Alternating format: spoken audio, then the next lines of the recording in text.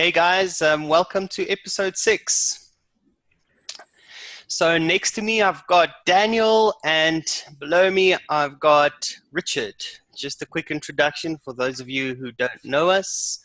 And we're going to jump into the news to start with. And first up we've got an article on nicotine addiction. And I'll post this in the thread below so you can see what article I'm talking about. But pretty much cigarette smoking remains the leading cause of preventable disease and premature death in the United States and other countries. On the average, 435,000 people in the United States die prematurely from smoking-related diseases each year. Overall, smoking causes 1 in 5 deaths. The chance that a lifelong smoker will prematurely from a complication of smoking die from a complication of smoking is approximately 50%. Then goes on to say, currently about 45 million Americans smoke tobacco.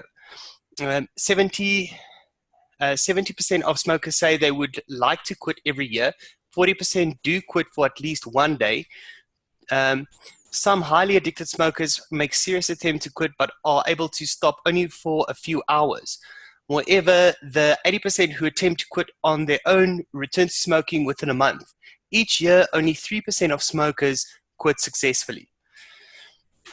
That's wow, right? Then this article focuses on nicotine as a determinant of addiction to tobacco and the pharmacologic. Am I saying that correct, Richard? Pharmacologic effects of pharmacologic effects of nicotine that sustain cigarette smoking. So take it away. Right, I came across this article just while browsing about nicotine, about vaping. There's been a lot of discussion in vaping circles recently with some in the vaping industry trying to maintain that nicotine isn't addictive and it's not the real problem and it's other stuff in tobacco that is causing us to become hooked and so on and so on. So I think this is a very good and clear article. It's an academic paper, not actually a mainstream media article. So it references a lot of other academic papers that have been done on the subject. And I think it's an important article for vapers to read because it just helps us to understand the effect that nicotine has on the body. It's a very, very technical article. There's a lot of big words, a lot of names of chemicals and parts of the brain and so on. So it's not that accessible for the public. But it's clear enough that even if you're a layman and you just read through it, you'll get a very good idea of what nic is actually doing in our bodies and why it gives us this addiction that we have. So just giving a sort of executive summary, and we can maybe discuss these points a little bit later or after I've gone through them. The first thing is that nicotine is absorbed very quickly by the lungs and into the arterial system and reaches the brain in seconds. Now, of course, the difference between an artery and a vein is that an artery pumps oxygenated blood, a vein pumps deoxygenated blood. So basically, radiating out from the heart, you've got the arteries, the nicotine gets into the arterial system, which means it gets pumped under pressure from the heart to the brain very, very quickly. When it reaches the brain, it pairs with what are called nicotinic acetylcholine receptors. Now, these are receptors on the actual brain neurons. And what happens is the nicotine pairs with the receptor, which then opens a channel which allows calcium to enter the neuron. And it's this calcium that causes the release of dopamine and serotonin and the other neurotransmitters which give us the sensory reward and the inducement to keep experiencing this sensory reward. Now, an interesting part that they've come up with is that there are different types of nicotinic receptors in the brain, and some cause dependency more readily than others.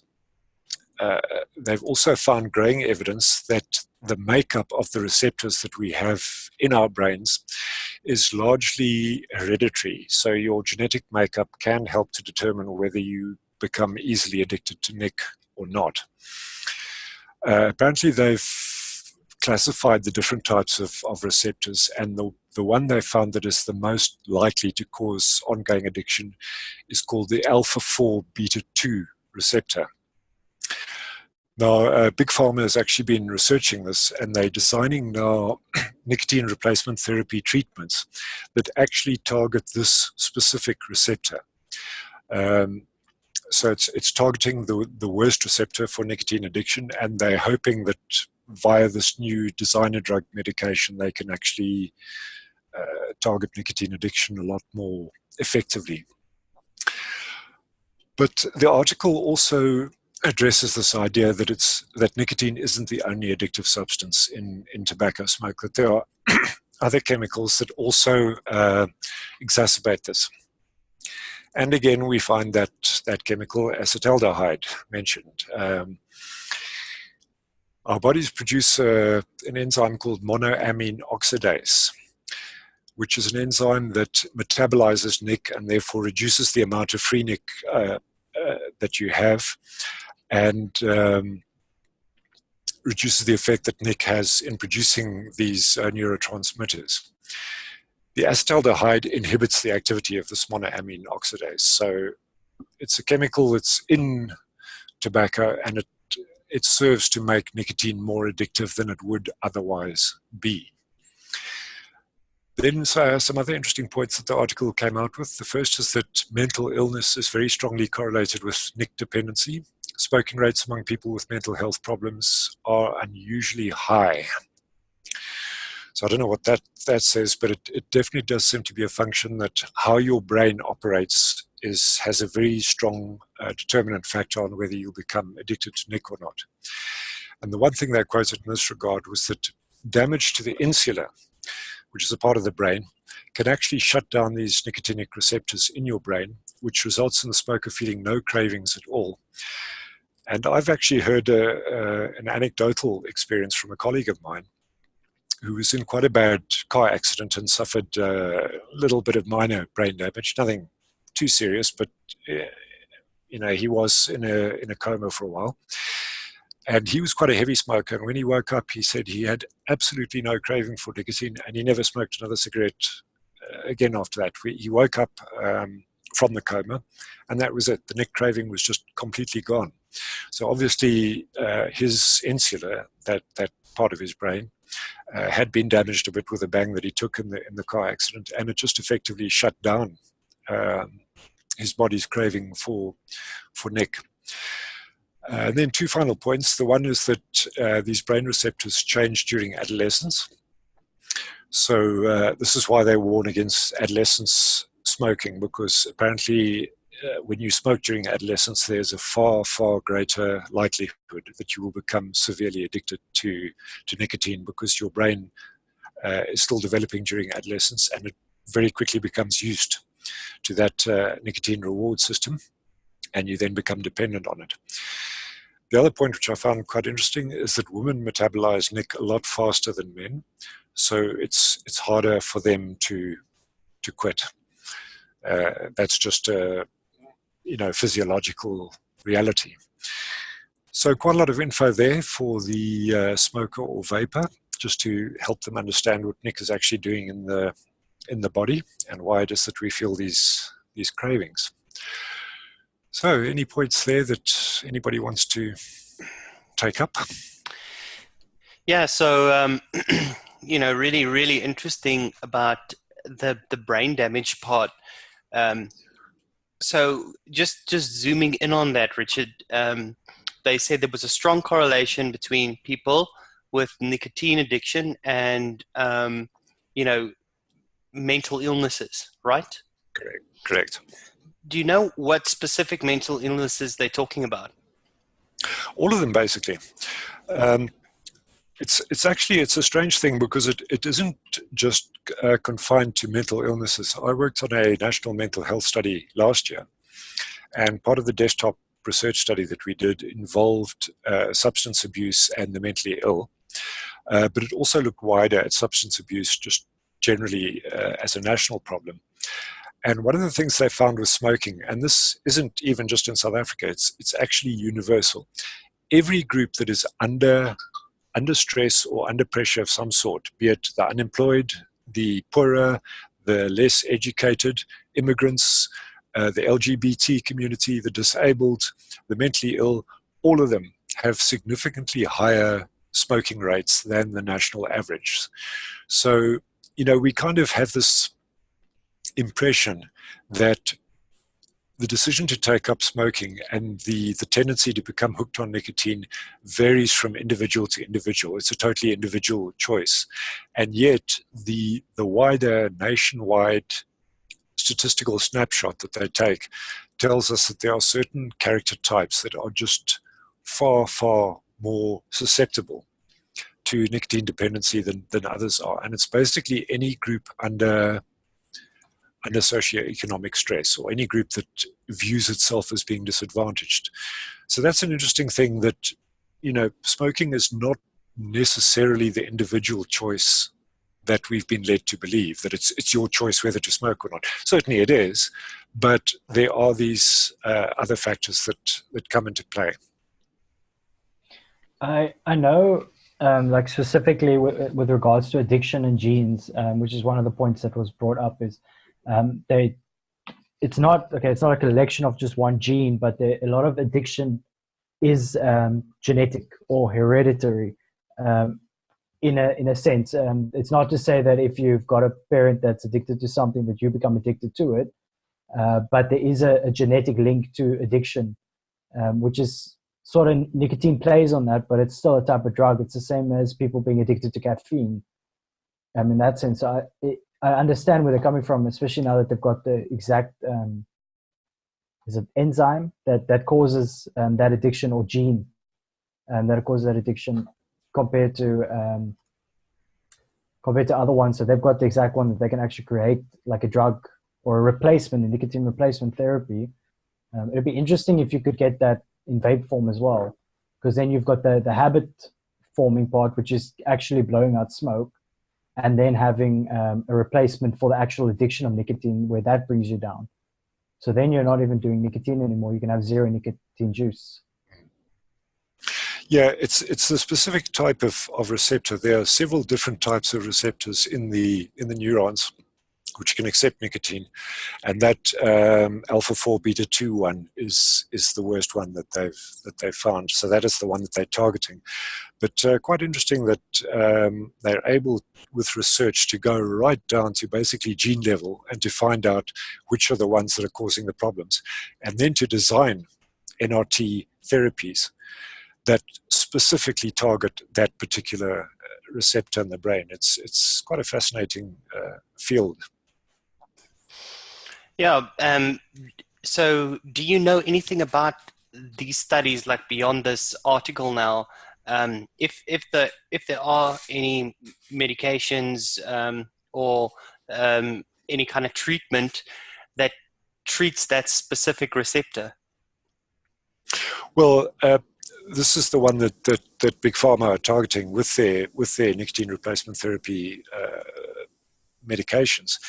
I don't think it's the sort of detail that's going to make it into the brochure or into the advertising about it. I think it's something that they're doing behind the scenes, but I imagine that it would already be, part of their strategy is to include the chemicals or whatever mechanism it is that they're using that targets the specific receptor. So you probably find that even now already, the nicotine gums and the patches and so on the market are already specifically designed towards this one receptor that's causing the problems. Yeah. So interesting about what they said about females, about them being they almost have a predisposition. Is it predisposition to addiction, or a predisposition just for nicotine?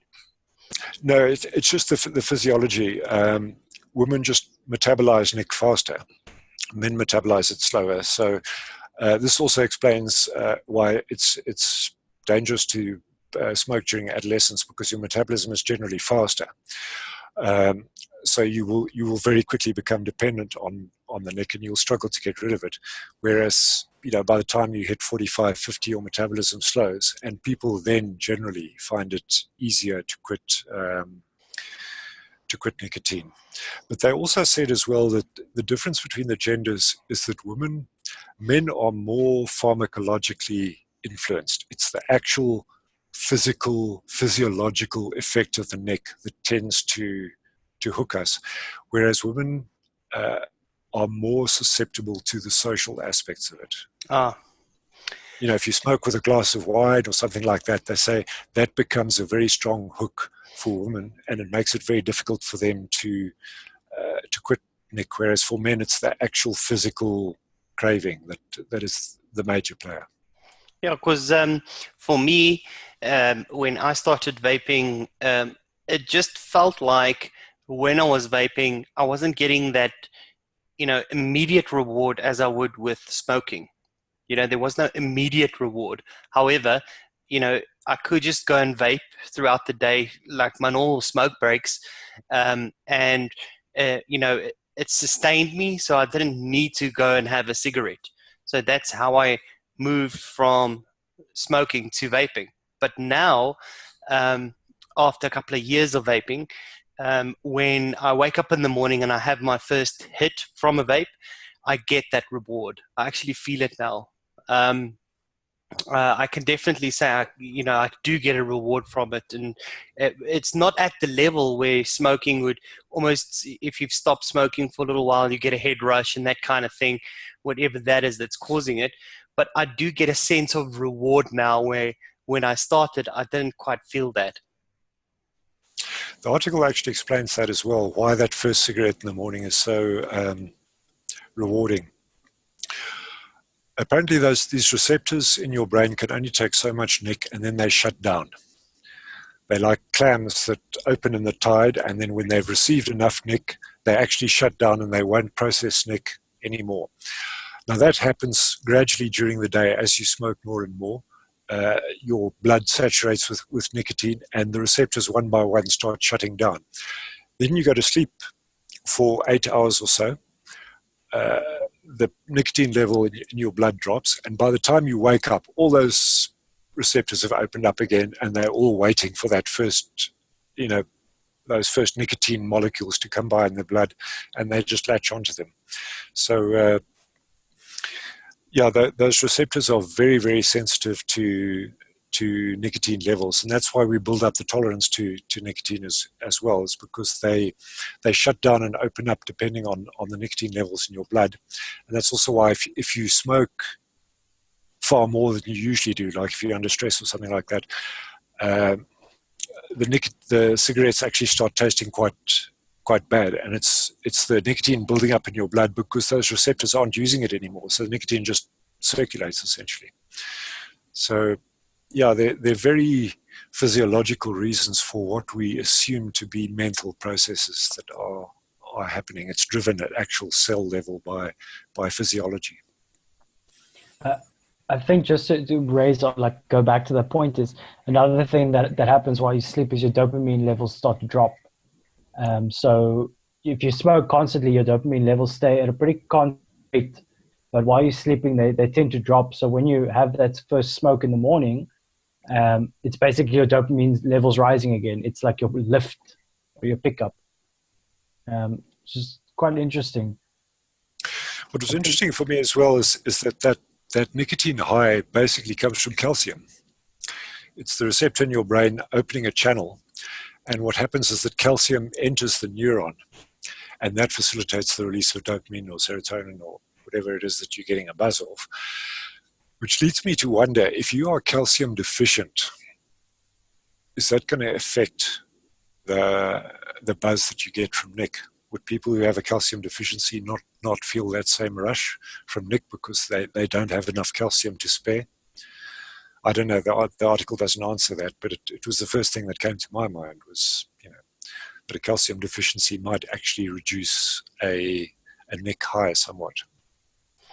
See all the vapors now, all the vape shops getting a calcium booster in their online stores. vapors all drinking milk like crazy to increase that nicotine buzz. But that, of course, is the big problem with nicotine replacement therapy. It's not working at an arterial level. It's working at a vein level. When you inhale nicotine into your lungs, it gets carried in the arteries to the brain. So it works very, very quickly. Whereas if you're getting it via a patch on the skin, it comes in through the veins and gets circulated first before it makes its way up to the brain. So it works very slowly, and the high is a lot less intense. And this, I think, is a problem that the pharmaceutical companies have acknowledged. But at the same time, they don't want to create an artificial high, because then you're prolonging that nic dependency. The more sustained and the more intense the high is, the less likely the person is going to be to want to stop doing it. So I think they've done it quite deliberately, that it doesn't give you as quick a delivery of nicotine as a cigarette would. Yeah. I had a point now, but I've completely forgot it. But I think one of the things that I would like to see, because the thing with vaping is that it's not an instant rush, even though it's still coming through your lungs and taking the same process. It seems like the absorption rate for nicotine in vaping is a lot lower than cigarettes. So what I find interesting is that even though it's instant, just like a smoking a cigarette would be, it would be interesting to see what chemicals are being used to increase the amount of nicotine that is being absorbed by the lungs. And I think they haven't really gone into vaping in the study, because a lot of this is about cigarettes, but I mean, the study's from 2010, if I'm reading correctly. So it'll be interesting if they can revisit the same study, but using vaping to build on it, They're actually doing an update on that. On the article that I linked, there are various academic papers that branch off from that, and I read a couple of them, but they're embargoed, which is quite common in the academic world. They only give the info to academics and to subscriber organizations and so on. And one of the studies they're doing is a study on nic dependency from e-cigarettes. So they're looking very specifically at a vaping application, and the study has been concluded. They've done their findings, but it's behind the embargo wall. So the academics already know, and the organizations who subscribe to this organization already know the results of that. We will only get those results in 2019, which is unfortunate, but they are studying it. Yeah, and then just a general thing. It was actually a trend of thought while you were speaking earlier. So I was just wondering, does anybody else wake up at 3 o'clock in the morning, and then I go and have a slash, and then I go and have a vape as well? You know what I mean? I have a vape and then I jump back into bed. Does anybody else do that? Not me. Once I'm out, I'm out. Me too. I go to bed at about midnight, 1 o'clock. I don't stir before 9 o'clock in the morning. So tough luck for the couriers who pitch up at 8. I'm not awake at that time. Yeah. I'm usually asleep midnight to 1 o'clock, and then asleep right through till 6. But that's like my normal day. So I need those 5 hours.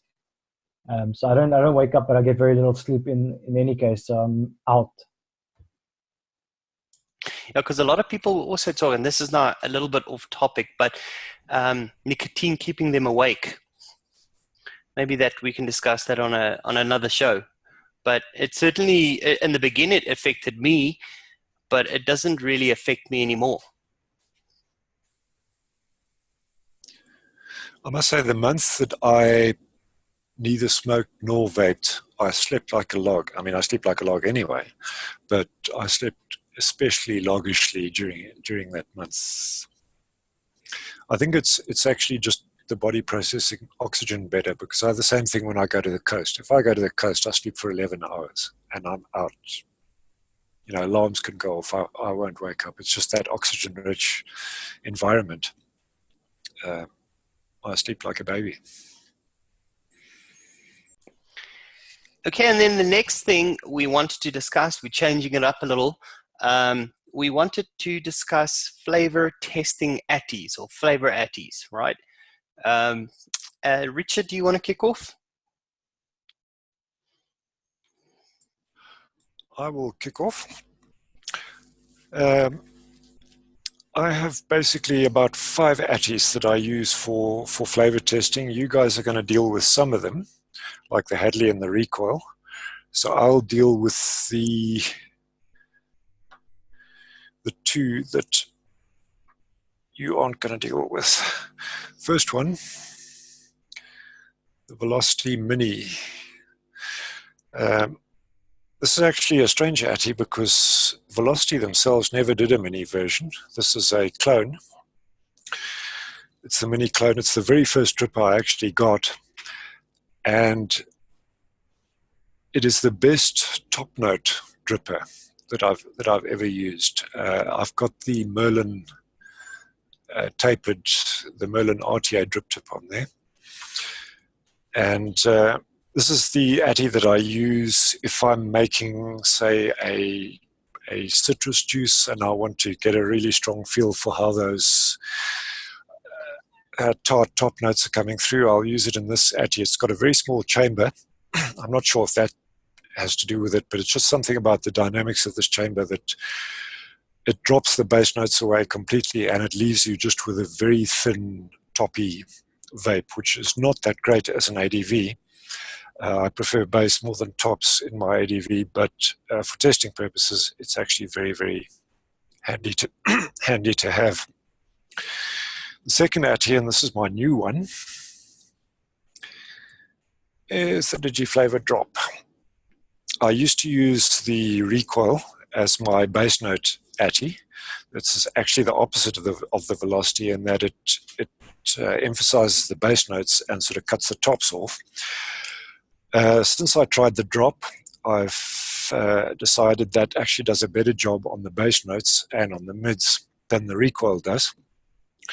The drop's actually pretty good overall. It slightly mutes the top notes. It cuts a little bit off the top, so you don't get that absolutely flat response that you get with a Hadley.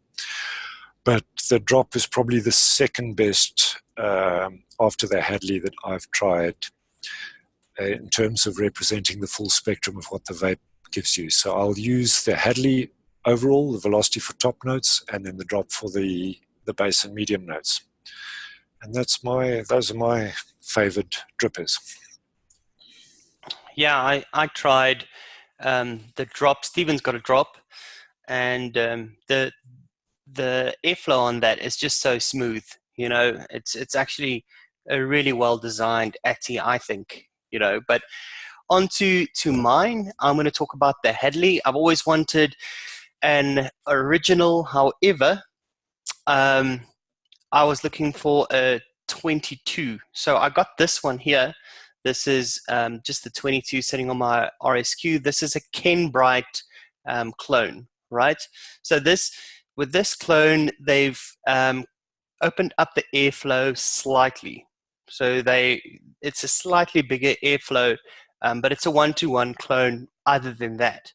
But the cap I have on here is SXK, so that closes off that airflow again. Because when I want a little bit more airflow, I can use the cap that came with it. But I actually like a bit of a restricted draw on this. But for flavor testing and my everyday, all-day vape, this does a really good job for me. It gives me good bass notes, but definitely, it heroes some of the top notes, I feel. But what really doesn't work well in here is commercial juice. So if I'm making DIY juice for myself and I'm using my Hadley, I know that if I make a juice, with a lot of flavor, it's almost going to be unvapable in here. So if I take a commercial juice and I throw it in there, it's almost unbearable. It's just too much flavor. It's too sweet sometimes. And and therefore I've got some other atties that I like. I really like. I've got 3 of these, 3 original, or I'm not sure even if there is, or if there's any clones of the Wasp, but I've got 3 of these. It's sitting here on my IPV-D2, which is a really old little 80-watt single cell banger. And I like this because it's got a good all-around. So here, still flavor chasing, but I'm getting a little bit more bass notes. It's a little bit more airy. However, what I don't like about it is if you don't build it right, you get a lot of spit back. And a lot of people complain about it not having a drip tip, so it can get a little bit hot. So you need to be careful what wire you throw in here, because it can destroy the vape. But I really do like that for flavor testing. I think it's a good flavor atty for almost next to nothing. And then one of my all-time favorites, this is just for bass notes. This is the Icon, so you can see here I closed down one airflow. I built, so it's sitting on the Aegis over here. I closed down one airflow because if you open up both the airflow holes over there, it's quite airy. It's a smooth vape, but also it really boasts with the bass notes and some of the mid notes, but cuts off some of the top notes. Now, if you are testing, if you want to put a recipe out there, you need to consider that not everybody is going to be using one of these, like a Hadley, for instance. So you would have to, you have to have something else in your arsenal to make sure that, even the guys that are looking for flavor, but are using 24 or 25 atties, that your recipe does well in them. So that's why I have this guy on the side here, is just to test what the recipe would do in there. But yeah, that pretty much is it, what I have in my arsenal at the moment, and that's my rotation. All right. That icon's pretty interesting. I've been looking at that and the drop from Richard because I tend to like the recoil. So what I use is I mainly use the Narda. This is also a clone. I'm not sure which one, but I know it's 1-to-1, and it was the one that had the higher rating on it. This is generally the one that I use mostly for my flavor testing, along with the Hadley. And then when I want something more airy, so I get what you're saying with commercial juice. A lot of commercial juice I can't vape at all in the Hadley or the Narda. So then I generally go with something like the Goon, which is what I do the higher flavor with. So when I can DIY my own juice, I can design it for these atties, but when I buy commercial juice, I tend to go with something like a Goon or a recoil. So the Goon's pretty good at like an area vape with more clouds, and then the recoil, I agree with what Richard says, it highlights the bass a lot more. So I get like more top notes on the Goon and bass notes with the recoil. These are my 2 main atties for commercial juice or commercial like juice, where the flavor is a lot higher. Or I noticed that something like it's actually not just commercial juice, but something like Rhodonite, which is DIY, I can't do in the smaller atties, but I'll do something like that in the Goon, or I'll do something. I'll do the Rhodonite in the Goon or the recoil, which tends to like help it. Otherwise, I can't vape much of it. So did you find the same as Wayne, that the Narda is a very toppy, it's a very crisp, toppy sort of atty? Yeah, definitely a lot toppier. So it's not far from the Hadley, to be honest. I get almost the same flavor. I actually tend to get more flavor from the Narda than I do from the Hadley these days. But it's the way it builds. Like it's very it's a lot tighter. There's a lot smaller chamber in terms of where the airflow hits the coil. But I've been growing to like the Narda more than the Hadley, except that it's a pain to build on. It is a bit of a hassle to build on. That deck takes some getting used to. But other than that, like, yeah, I agree. It's it's a toppier. Mm. So what builds do you actually throw in that Narda? I've been checking them out as well. So what is that? Just round wire? You can look. I suppose you can get a Clapton in here if you can get it to straighten up. So to build it, you can either build it skew. I don't know if you'll be able to see this on camera, but and excuse my coils. I mean but I build it straight like this. Now the problem is that your screws or your clamps are sitting on these opposite ends, and I build it straight. So I've got to basically put it in skew and then straighten it like this. Where I've built kind of a technique where I can build it straight down, but then I wrap the wire and hold it and then clamp it down and cut it. It takes a bit long. I think it's like a whole 10-minute job to build on it. And then you get the other way, which is basically just building it skew and running your wires down the side. So it's like this, but then you'll build it down like this. So it'll be an angle. But basically, I suppose Claptons might work, but the way the screws clamp down, there's not a lot of space. So you need very small Claptons. But I mostly run just Canfil A1 24 gauge with like I think it's like 7 wraps, and that's perfect for me. Yeah, okay, cool. So shall we jump onto recipes?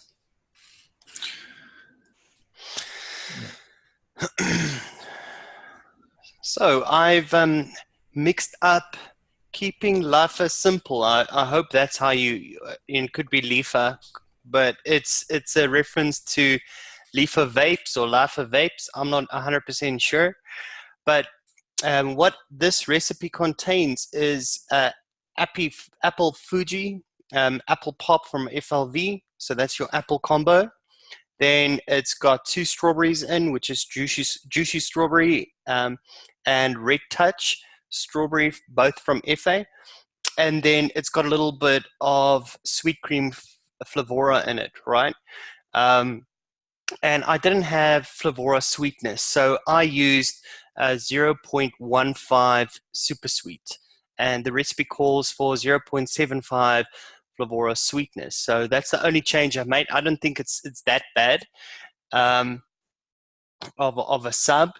But, was I surprised? This is one of the first Jen Jarvis recipes that I had mixed up. And, I'm busy working on another recipe myself now with apple pop. That it's a very interesting apple. I'll talk about it later in notes more in detail, but it's got a spiciness to it. The apple Fuji at 1.25% is what you taste more predominantly, but the apple pop gives it a little bit more of a candy flavor because there's definitely a sweetness to that. Now, those 2 FA strawberries that was used in that recipe pairs so well with the apple, it almost feels like it's just there to hero the apple a little bit more, But then, when you're vaping it, you do in the back, just because you know that there is strawberry in there, you do in the back, you do taste, hey, there's something else going on here. But very interesting as well, what was used here, that is the first time I've used it in a recipe, is the Flavora sweet cream. And it's used at 1% over here, but it definitely doesn't mute anything. So use very low, of course, gives some body, but it doesn't distract from the main fruity profile. I really like this recipe. I can absolutely recommend this one. This is, when you mix up recipes and you find stuff online and you mix it up and you're fairly happy with it, you can vape through the bottle, but I vape through 230 mils. Couldn't get the whole name on there, so it's just KLS, keeping life simple, or keeping life simple. But vape through 60 mils of it, and I'm probably gonna have this in my rotation now. It's a nice fruity vape, nice summery vape, and yeah. So please, guys, try this one out. I can recommend it. Richard? Right, I tried the Melon Head remix by RDA Junkie. Conceptually, it's a very simple mix. It's FA melon, cantaloupe, TFA papaya, and cap sweet mango, with just a touch of lemon Sicily, FA lemon Sicily, just to make the fruits pop. A little bit of cap sweet cream just to round the edges. off some of those astringent fruits, and then the standard little bit of cap super sweet, just again to make the fruits pop a little bit more and sweeten it up. The reason I tried this is because I have been trying ever since I got Melon Cantaloupe, which is about 18 months ago, to actually find a vapable recipe with this flavor in. And this is one of the better ones. It's not going to be an ADV for me. It's one of the better ones. The notes in the recipe, he notes, this is a remix of the original by Mr. Good Vape. He notes that the original doesn't have cream in it, so he added a little bit of sweet cream just to smooth it out a bit. And I think that definitely helps for me. Melon Cantaloupe has a sort of funky, musky note in it that I find very off-putting. And the sweet cream certainly does mute that a little bit. The problem for me, and I think it might just be an individual hypersensitivity, is this 3% cap sweet mango. That gets very overripe and funky for me at anything above 2%. When I saw 3%, I was a little alarmed at that. But I thought I'd stick to the recipe as is, just because one must do it out of respect to the original mixer. But that is the note that's coming through. It's still a little bit of musk from that Melon Cantaloupe, and then that overripe funk from the cap sweet mango. And it's still, even with the sweet cream in there, it's still just a little bit sharp and abrasive and funky for me. So the search for a good Melon Cantaloupe recipe continues. But if you like melons, give this one a whirl. It's probably, as far as melon mixes go, it's one of the better ones I've tried. Yeah, I've been looking for a good melon recipe because I've also got that cantaloupe, so I'll definitely check that one out. All right. So I guess I'll talk about mine. So I've got opened this week, or not this week, but this weekend, that passed. So I opened up I think it's like 5-month-old tweaked Obsidian recipe, which is something I mixed up. So I vaped it 100 ml once, then I mixed up a 60 ml and put it in the steep cupboard and then forgot about it. Came back to it and I opened up. So it's like a pretty dark color, but I didn't, when I first vaped this, I hadn't tasted the original Obsidian. This is the one that I didn't have rule 1 on, and it was pretty good. But now that I've tasted Obsidian, I can talk about how it compares to the two. So this one consists of, which is what makes it mainly different, is it's got FA butterscotch, Flavour cookie, TFA graham cracker, a TFA RWA double 4, cap super sweetened vanilla custard TFA. So what I used to get with the regular Obsidian was, it was like an overly sweet, very dark cookie dough caramel flavor. I got like a lot more sweetness from it. It seems like, I don't know if it's to do with the cap super sweet that I'm using, or if they're using different sweetener in the production of the one shot, but it gets very sweet and it just keeps sweetening up as it steeps. Now with tweaked Obsidian, using just cap super sweet, it's not overly sweet. I get a bright cookie flavor. So because cookie dough is out, and cookies quite close to cookie dough in terms of flavors, but it's a bit brighter, and the TFA graham cracker brightens up. I get more of a caramel cookie with a bit of tobacco on the end with this, but it's a lot brighter in terms of flavor than what I get where I get a darkness in terms of the original Obsidian. So I also get like a bit of a flowery note to it, almost like the flour on the outside of cookie. Not a lot of it, but I think it's something to do with the TFA graham cracker pairing up with Flavour cookie. It's good. It's not a crunchy cookie, if I can put it that way, but it's closer to a regular cookie dough flavor with caramel in it than what the original Obsidian was. And this is also released by Wayne, so he seemed to tweak his original recipe, I think 2 weeks later, and then he released this. Yeah, I tried this one when we had VapeCon running, and I went to go and buy from Joel just the Obsidian, the OG Obsidian, the one shot. and he said to me he's got another variation, and I think it was this tweaked version. And I can remember when I had it, I asked him if there was any kind of like custardy note in there, because that's what I got. I'm not sure if you're getting the same, Daniel. Yeah, definitely. So it's not a lot. I do get a custard note. It's only 0.5% TFA vanilla custard, but it does have more of that vanilla custard note in it than what I got with the regular Obsidian, which I don't think actually had any custard, if I can recall. But it's very close to, it's like a custard, but more like vanilla swirl, because I think TFA vanilla custard and TFA vanilla swirl are very close in terms of flavorings. I think the one's just missing the custard notes, if I can recall. They basically just took the acetone out to create vanilla swirl. Obsidian's crazy sweet for me. Yeah, I don't know. Like I say, when I had Obsidian, it was one of those things where it got cloying very quickly. It's not a bad flavor, but I also can't vape it for too long. So I did like 2 days straight, and then I couldn't touch Obsidian again for another month. And I also left it then to steep. I've got a 6-month-old bottle steep now, since I had like the one shot.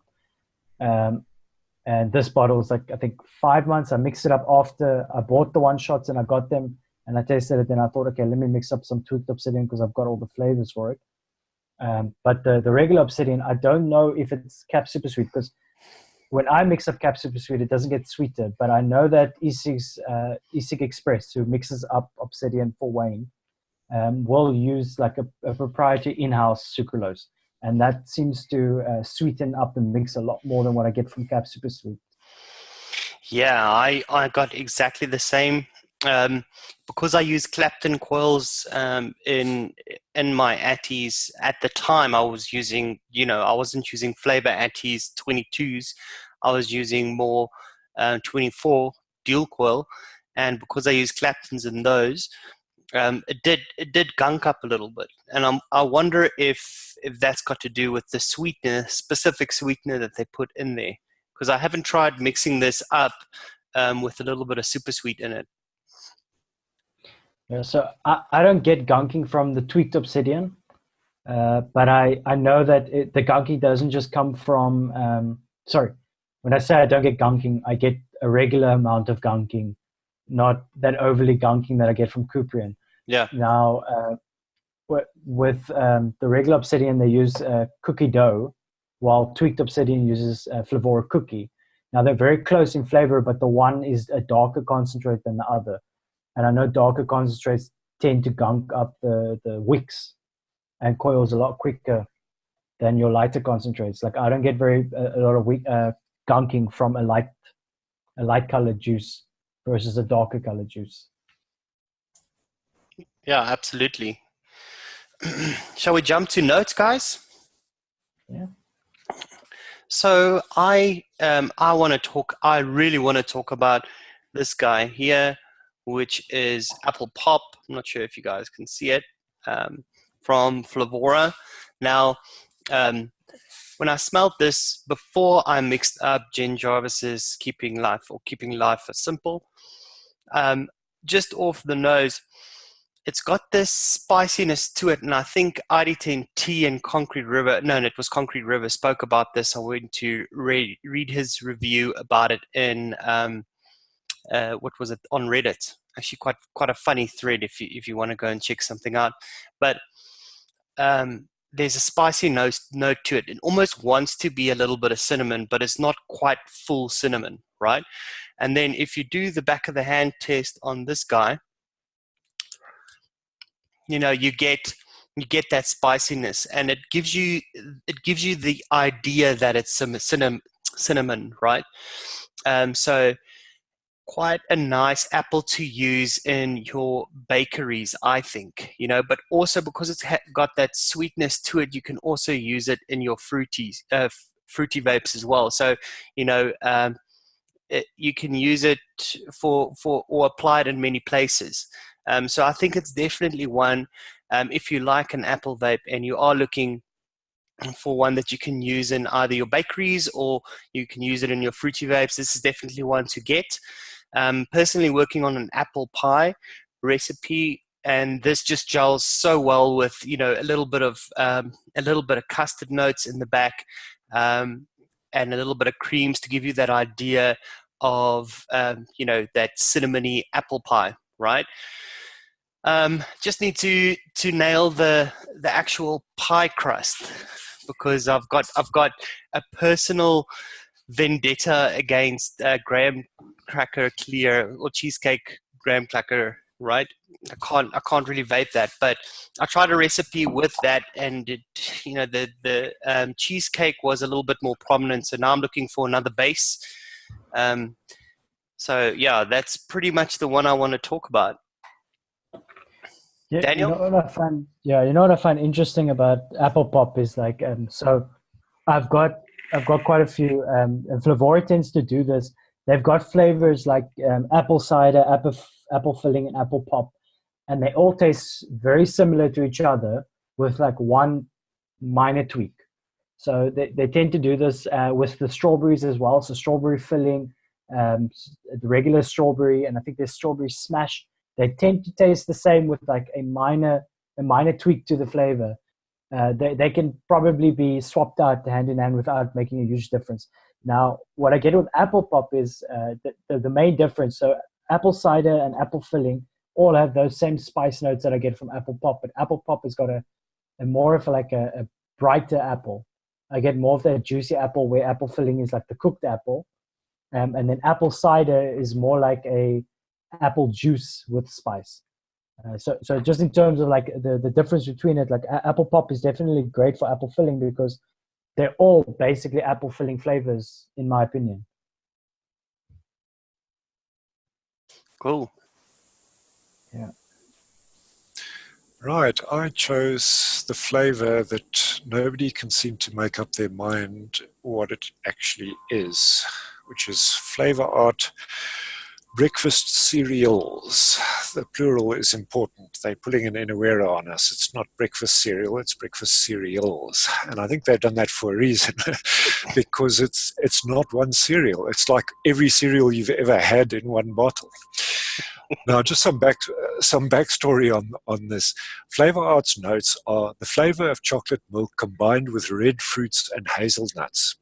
Now, I ask you, what cereal have you ever tasted that has got chocolate milk, cereal, red fruits, and hazelnuts in it?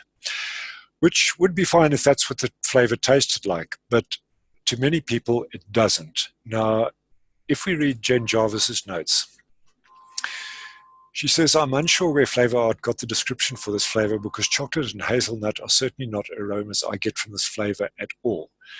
This flavor straight out of the bottle smells like dry cereal, somewhere between Kix cereal and Cheerios. A little bit of a wheaty note mixed with a light corn note drizzled with a hint of sweetness, but not an obvious sweetness, nor is it outright a honey note. Now, I have to say that is pretty much what I got on day one. On the noted show about cereals, ID10T said that he got a strong coconut note from breakfast cereal. I didn't get that at all. Jen Jarvis says she gets a slight coconut note, but not prominent. So on day one, I got pretty much what Jen gets, just a generic oats wheat type of cereal with a strange kind of sweetening it's not just plain white sugar, but it's not a honey flavor either. It's just like a strange sort of hybrid sweetening, and it's quite dry. I vaped it on day two, and suddenly I got smacked with that trademark balloon FA chocolate flavor. It just suddenly pitched up overnight, and it's definitely FA chocolate. If you know FA chocolate, then you will recognize this flavor. It's like having Cocoa Pops in a condom. It's got that latex feel to the chocolate. And I can't understand why nobody else is getting chocolate from it, because I tasted it. I couldn't taste it on day one. I tasted it very prominently on day two. So I thought, okay, let's leave it for a couple of days, see what happens. After 5 days, strawberry pitches up. So this flavor is now like one of those socialite parties where it's like 7:30 for 8:30 for 9, where, people come in drips and drabs. Sort of some people are a bit later than others. And depending on how long you've steeped it, it's a cereal, or it's a cereal with chocolate, or it's a cereal with chocolate and strawberry. I haven't tasted hazelnut in it yet, but the night is still young. It could pitch up in another 3-4 days. I could get a strong hazelnut note. But this is the weirdest chameleon blend of flavors that pitch up at different times, that lose strength, that gain strength. So it's really fascinating. Now, is it good or is it not? Well, the acid test for me, usually when I single flavor test a flavor, I'll make 10 mils, I drip 2-3 mils, and then I flush the rest of it. If you can see there, that's how much I've got left of my. So I've vaped about 7-8 mils of it already, and I'm going to finish this tonight. It's just a very weird flavor because it's simultaneously very complex and very simple. It's got these different notes, but everything kind of blends together, like they put a giant dose of triacetin or TFA dragon fruit or something in there. It's like it's all blended together with Smooth or Vape Wizard, but you can taste these different notes coming through. There's a dry cereal underneath everything. There's a chocolate that started out dry and has now become a little bit creamier, but it's got that latex note in it. And then the strawberry showed up, but it's more just like the maltol note in strawberry ripe. So it sort of sweetens and moistens the chocolate note a little bit without being predominantly a strawberry. So it's just very strange. It's not like any breakfast cereal I've ever tasted, but it does have a sort of breakfast cereal vibe to it. But it's several different breakfast cereals all put together in one bottle. So I don't know what mixers are going to do with this. You can maybe add more cereal. It doesn't have very much crunch, so it could probably benefit from a bit of AP or a bit of FA cookie or something just to add a bit of crunch in there. It's quite a smooth vape, but that weird, bizarre blend of generic cereal with sort of semi-moist chocolate and then a little bit of a strawberry note peeking through at the end. It's just very weird, but a very attractive and pleasant flavor to vape, I must say. The latex has kind of died down a bit now with the arrival of the strawberry. So it kind of works. As strange as it may sound, it's pleasant to vape. Just to quote Jurassic Park quickly, but your scientists were so preoccupied with whether or not they could, they didn't stop to think if they should. Exactly. Well, this is always the first thing I ask about a flavor is, what are they looking for with it? And this is what I found with the Wonder flavors. I mean, they get black cherry jelly bean. Why not just give us a black cherry? Why put a jelly bean with it? Because it now limits you to what you're doing. And it seems to be a thing with flavor companies these days. They're no longer happy releasing a pineapple flavor. It's got to be pineapple with a little bit of cream and some anise in the background and maybe a little brandy accent on the side. And you end up with a compound flavor that you can't actually use. There's so many accents going on that if you use it in a mix, it's going to make everything messy. Just give us plain flavors. We'll decide whether we want to add the anise note or the strawberry or the black pepper or whatever it is that they're putting in there. And flavor arts seem to be major culprits in this regard. They seem to want to give you one shots in a bottle, and they can't do one shots. Flavor companies can't do one shots. Leave that to mixers. Is it like is it like if you had dropped your balloon in your cereal bowl and then just licking off the balloon? Is that what you're getting from FA? It's not wet enough for that. They say chocolate milk. It's not chocolate milk. When the strawberry arrives, it's kind of like a chocolate that you put a little bit of strawberry syrup on, and you then dusted it with sort of crunched up cereal flakes that are now a powder. So it's dry, but not totally dry. It's not it's not like eating a dry cereal, but it's also not like eating a bowl of cereal with milk in it. It's that kind of midway in between. So yeah, it's like they put chocolate and cereal and strawberry into a wet condom, and then you ate it. But the inside of the condom was already. No, that's a horrible image. Let's not use that image. You know, it kind of reminds me of Up, though, because like FA Up did the same thing, right? It's supposed to be a coffee, or we all thought it was a coffee till we read the description, and it's a coffee and a cereal and a milk and a bit of a bakery. It's like the full morning packed into one. And then the minute I read that, I could no longer just taste coffee. Then I just tasted all the other stuff with it, and it's just terrible. A commercial mixer that we know had the best description ever of FA Up. He said, it's pick and pay cornflakes with soaked in Richelieu and then dunked in a cup of Frisco. Yeah, pretty much. Jeez. Yeah, I mean, that's not what my morning looks like, you know. Wow. Yeah, skip the milk, use Richelieu. You know what I mean? Now, when I heard that description, I decided to leave Up off my shopping list. But it was pretty funny all the same. Yep. And I know that he's got like a liter of the stuff he's trying to get rid of, thinking that it was a great coffee, and he bought a liter. So. And 500 mils each of FA cocoa and FA chocolate. Who's got a liter? Maybe. Joel's got a liter. So Joel's got a liter of FA Up, and I think we need to ask him if his new line is actually just FA Up, like the one shot. Rodeo's got a bit of Up sneaked in the back, yeah. Just to get rid of it, you know. All right. Can I talk about my flavor? Yeah.